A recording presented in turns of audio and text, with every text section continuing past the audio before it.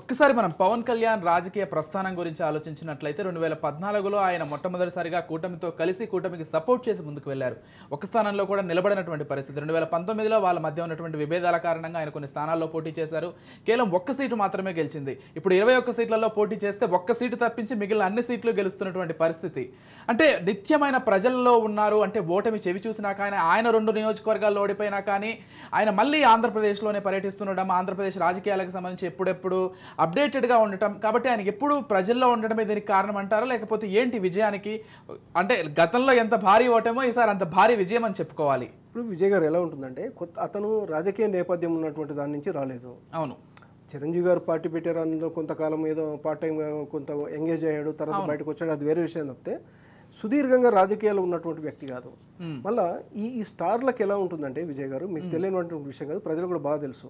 ఒక 2-3 సినిమాలు హిట్ అయ్యి బాగా స్టార్డమ్ వచ్చిన తర్వాత వాళ్ళని పొగుడుతూ ఉండాలి, గొడుగులు పడుతూ ఉండాలి, వాళ్ళు కింద కాలు పెడితే ప్రాబ్లము, నీళ్లు తాగకపోతే ప్రాబ్లం, నీళ్ళు ఇవ్వాలంటే ప్రాబ్లము, ఇలాంటి దానికి మమేకమై ఉంటారు.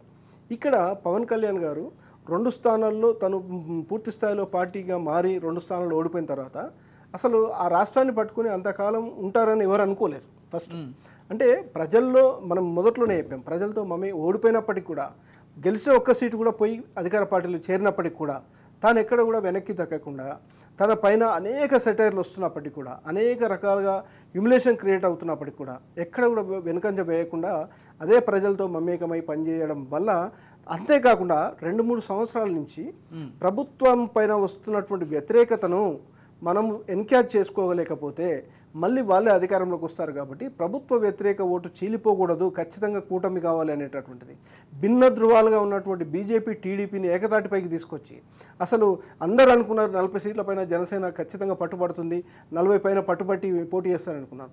10 స్థానాలు తగ్గినా సరే ఎక్కడ కూడా ఇబ్బంది జరగకుండా మనందరి లక్ష్యం ప్రభుత్వాన్ని దించాలి అనేటటువంటి విధంగా తన పార్టీ శ్రేణులకు కూడా పదే దిశానిర్దేశనం చేస్తూ, మరొక వైపు చంద్రబాబు నాయుడు గారితో ఈ ఉన్నటువంటి భేషజాలకు పోకుండా బీజేపీకి ఇవ్వాల్సిన దగ్గర బీజేపీకి, వీళ్ళు తీసుకునే దగ్గర వీళ్ళు తీసుకొని, ఇవన్నీ ఒకవైపు అయితే కార్యకర్తలను సమన్వయం చేసుకోవడం. ఎందుకంటే జనసేన పోటీ అయిన దగ్గర జన సైనికులు టీడీపీకి వేయరేమో, బీజేపీకి వేయరేమో అనేటటువంటి పరిస్థితి నుంచి ఖచ్చితంగా అక్కడ మన గుర్తే ఉందనుకోవాలి, మనం పోటీ చేస్తున్నట్టే మనం భావించాలని చెప్పి వాళ్ళకు దిశానిర్దేశనం చేసి ఓట్ ట్రాన్స్ఫర్ అయితే చాలా బాగా జరిగింది. ఓట్ ట్రాన్స్ఫర్ కనిపిస్తోంది.